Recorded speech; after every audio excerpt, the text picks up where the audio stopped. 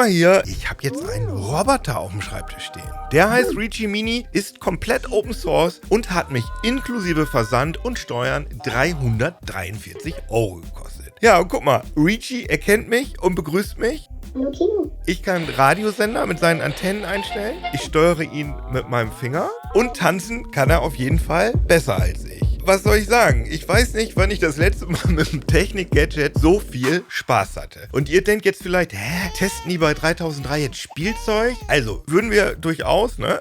Aber Reachie ist meiner Meinung nach alles andere als ein Spielzeug. In diesem Video sage ich euch warum und ich zeige euch, was man alles damit machen kann. Bleibt dran. Liebe Hackerinnen, liebe Internetsurfer, herzlich willkommen hierbei.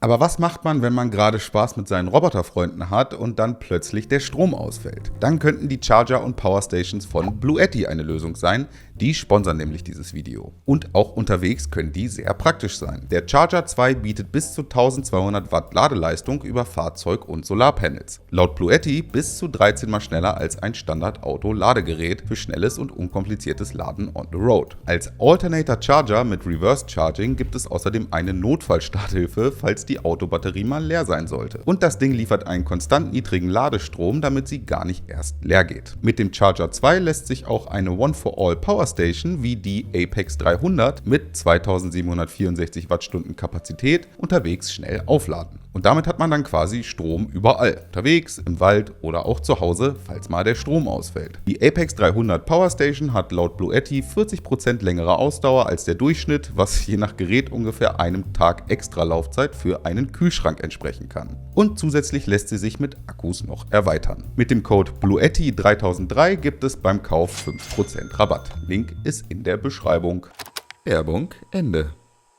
Ja, Reachie Mini, meinen neuen Roboterfreund, den habe ich lustigerweise in unserem eigenen CT 3003 Newsletter entdeckt, den ich meistens nicht mehr selbst schreibe, sondern das macht mein Kollege Jonathan. Und der ist in Sachen Robotik und KI offenbar manchmal besser informiert als ich oder schneller auf jeden Fall. Ich habe jedenfalls vorher noch nie von dem Ding gehört und im Newsletter davon gelesen und habe ihn dann sofort bestellt. Im Juli 2025 war das. Mich hat vor allem das putzige Aussehen überzeugt, aber auch weil ich den Hersteller Pollen Robotics kenne und schätze. Das ist ein Roboterhersteller aus Frankreich, der kürzlich von Hugging Face gekauft wurde. Wenn ihr mal was mit Machine Learning oder lokaler KI gemacht habt, kennt ihr die vielleicht. Da werden zum Beispiel die ganzen KI-Modelle von den lokalen LLMs gehostet. Naja, ich habe auf jeden Fall auch mal peinlicherweise auf einer Roboterveranstaltung in Frankreich so einen großen Reachie 2 Roboter von Pollen vielleicht so ein bisschen kaputt gemacht.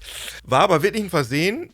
Aber vermutlich war das der Grund, warum die auf meine Anfrage nach dem Testmuster nicht geantwortet haben. Naja, ich habe den Reachie Mini dann also ganz normal bezahlt und ganz normal gekauft. Und das Ding kam jetzt an in einem ziemlich kleinen, aber dafür umso schwereren Paket. Und da wusste ich auf jeden Fall noch nicht, was da auf mich zukommt, was das Ding so alles kann. Hat mich echt positiv überrascht, da komme ich gleich aber noch zu. Was man auf jeden Fall vorher sagen muss, man kann den nur als Bausatz kaufen. Tatsächlich ist das auch nicht einfach nur ein paar vorbereitete Module zusammenstecken, sondern das sind zum großen Teil wirklich Standardbauteile. Dass da in dem Handbuch drin steht, dass der Aufbau 3 Stunden braucht, das hat mir tatsächlich erst ein bisschen Angst gemacht. Aber ganz ehrlich, am Ende hat das richtig, richtig Spaß gemacht. Also wenn ich so überlege, hätte ich direkt nochmal Lust, so ein Ding zusammenzubauen. Also ich kam mir auf jeden Fall, also ich als jemand, der nicht wirklich viel Erfahrung mit Elektronikbasteleien hat, sehr clever vor. Und das Handbuch, wow, also für so ein Kleinserien-Gadget extrem gut gemacht und auch schön, dass es das nicht nur als PDF gibt, sondern richtig gedruckt im Karton.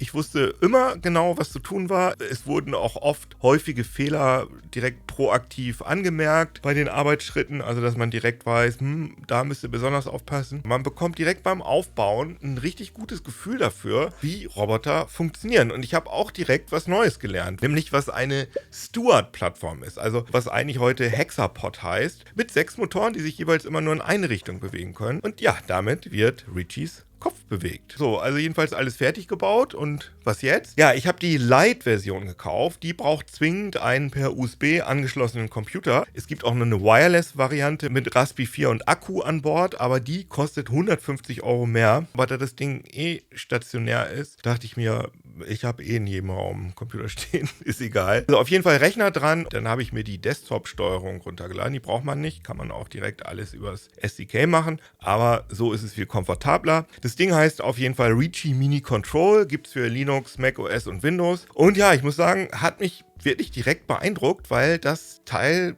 wirklich sehr poliert aussah. Hat so eine richtig schöne Science-Fiction-mäßige Startanimation und dann laufen da die ganzen Motor-Check-Ups durch und dann kann man auch direkt so Apps starten. 13 Stück gibt es offiziell vom Hersteller, also heute. Aber wenn man hier den Haken bei Official wegnimmt, dann sind es, also wenn ich das Video aufnehme, 69. Und es werden wirklich täglich mehr zurzeit. Aber jetzt mal ganz kurz, ganz stumpf technisch, was kann der physisch, der Reachy? Also der Reihe nach. Er kann sehen. Konkret ist da eine Raspberry Pi Camera V3 eingebaut mit 12 Megapixel Auflösung. Er kann hören mit einem 4er Mikrofon-Array. Er kann sprechen oder singen mit einem 5 Watt Soundsystem. Und bewegungsmäßig kann er auf der Stelle rotieren. Er kann seinen Kopf über diesen erwähnten Hexapod in alle Richtungen bewegen. Und er kann die beiden Antennen unabhängig voneinander bewegen. Die Software kennt tatsächlich immer die Position aller Motoren. Eigentlich sind das Aktoren, also smarte Aktoren, konkret Dynamixel Servomotoren. Und man kann hier in der Desktop-Software auch ganz schön sehen, wenn ich da dran rumdrücke und den Roboter bewege, dann verändert sich das Rendering hier in Echtzeit. Also die Software weiß immer, wo sie sich befindet. Und das Coole ist, dass man die Motoren auch weich schalten kann, also dass die nachgeben sozusagen. Und dann lässt sich damit sowas wie Motion Capturing machen. Ich kann Reachy Mini so marionettenmäßig Bewegungsabläufe beibringen. Auch übrigens mit Ton. Ich kann dabei auch Sachen sagen. Und das Spannende dabei, alleine die Dynamixel-Servos, die dabei liegen, würden auf dem freien Markt schon 450 € kosten. Also über 100 € mehr, als ich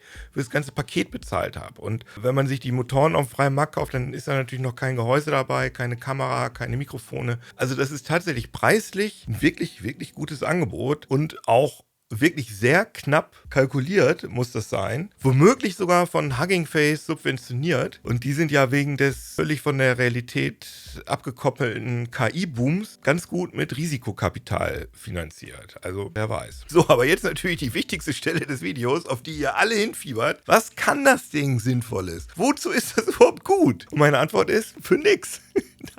Nein, das stimmt natürlich nicht. Nee, je nachdem. Ich finde es total sinnvoll, aber es kann erstmal nichts Sinnvolles. Denn es geht darum, dass ihr und ich lernen können, wie man für Roboter entwickelt und wie man Roboter programmiert. Und da das Ding sehr viel mitbringt, was echte, große Roboter auch mitbringen, würde ich das so einschätzen, dass sich das wirklich auch extrem gut übertragen lässt. Pollen hat ja mit Reachy 2 auch einen großen Roboter mit Armen im Programm und für den lässt sich nahezu genau auf die gleiche Weise entwickeln wie Reachy Mini. Die nutzen auch beide das genau gleiche SDK. Und jetzt sagt ihr vielleicht, SDK, was ist das eigentlich? Und kompliziert und Softwareentwicklung? Ich kann auch nicht wirklich gut programmieren. Aber wir haben 2026, Vibe Coding ist das Ding und ich habe da auch überhaupt keine Sicherheitsbedenken bei so einem Roboter, der bei mir einfach am Schreibtisch steht. Und ich habe es dann einfach mal ausprobiert mit Claude Code. Das habe ich benutzt und habe gesagt, hey, ich möchte aus Reachy gerne Grüßi machen, den Grüßroboter. Das heißt, er soll irgendwo am Eingang stehen, also weiß ich nicht, im Büro zum Beispiel, und dann unterschiedliche Menschen erkennen und je nach Tageszeit mit Namen begrüßen. Und ganz wichtig, das soll alles lokal passieren. Ich habe kein Interesse daran, dass das Ding die ganze Zeit einen Videostream irgendwie zu OpenAI schickt mit allen Leuten, die da bei mir vorbeikommen. Vor allem wäre das auch teuer, so über deren API, aber da sage ich gleich noch konkret was zu. Ja, und dann habe ich Claude Code einfach einen Link auf die Reachy-Dokumentation gegeben und dann hat er sich das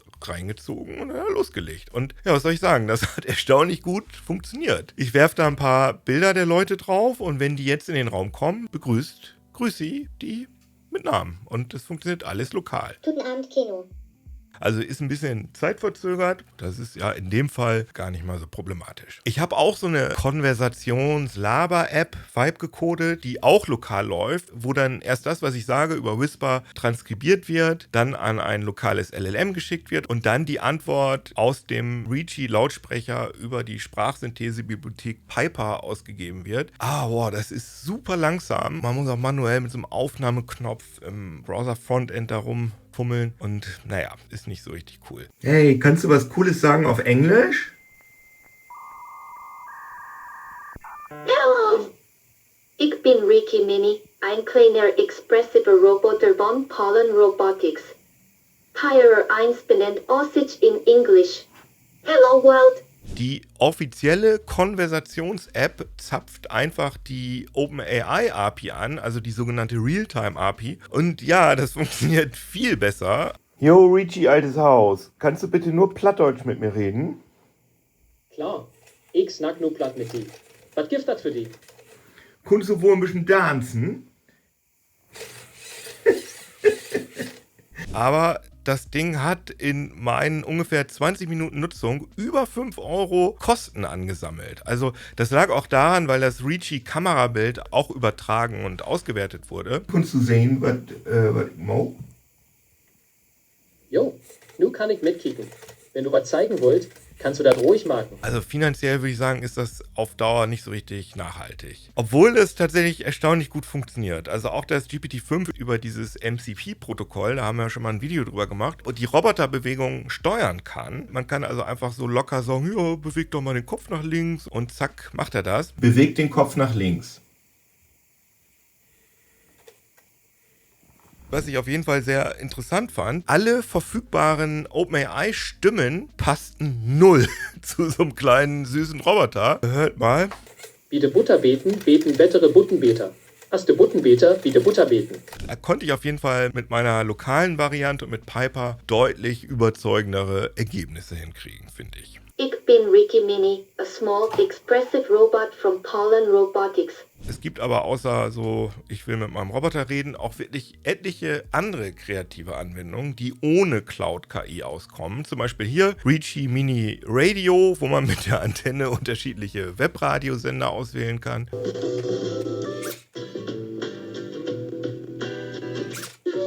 Richtig cool ist auch die riesige mitgelieferte Emotionsbibliothek. Die kann man sich hier zum Beispiel mit der Emotions-App angucken und hat dann hier in so Kreisen, und da kann man dann so unterschiedliche Emotionen auswählen, und ich finde das wirklich ganz überzeugend. Und natürlich ganz wichtig, tanzen.